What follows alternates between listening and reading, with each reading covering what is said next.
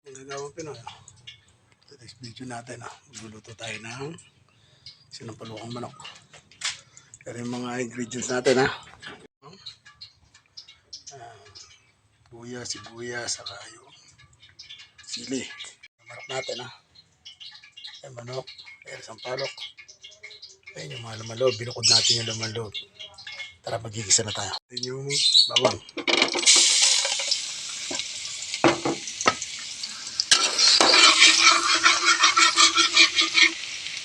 Luya.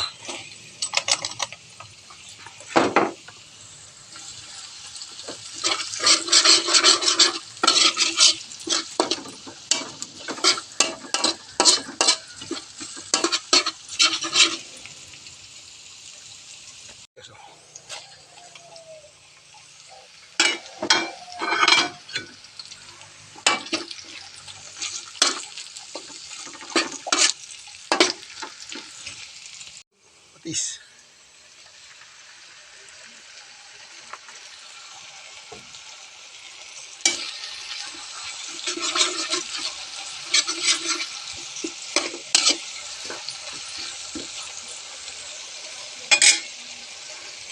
Lagay natin itong manok.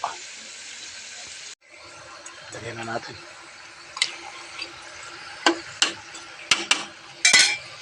Takpan na natin. Yun sa kutsay lang natin mabuti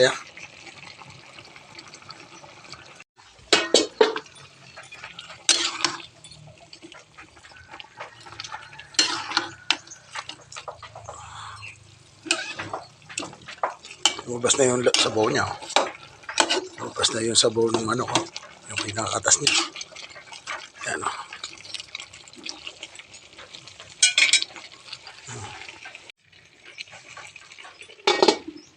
Lagay na natin sa pressure cooker.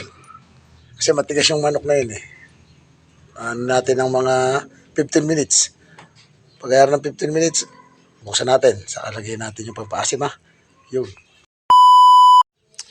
Lagyan na natin yung siling berde saka yung pampaasim niya. Nilipat na natin siya sa malaking lalagyanan kasi hindi kasya ron.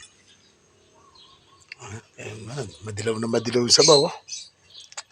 Tayo lang natin siyang kumulo para lagyan natin pampaasim dyan Lagay na natin Takpan natin.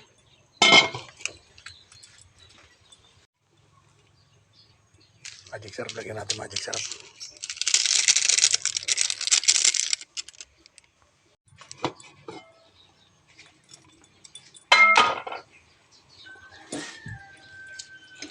Lagyan natin mura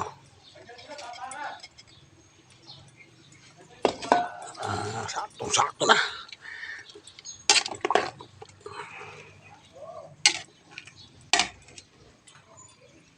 Natin.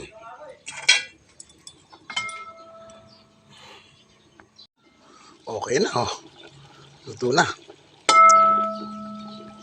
Luto na yung sinampalukan natin Good na yan.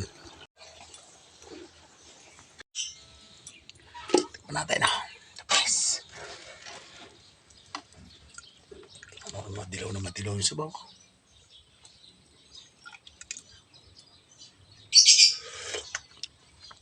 Sakto. Pero for today's video ni Manggagawang Pinoy dito tayo ngayon nagluto tayo ng sinampalukang manok. Kaya mag-ingat lahat Manggagawang Pinoy. Yun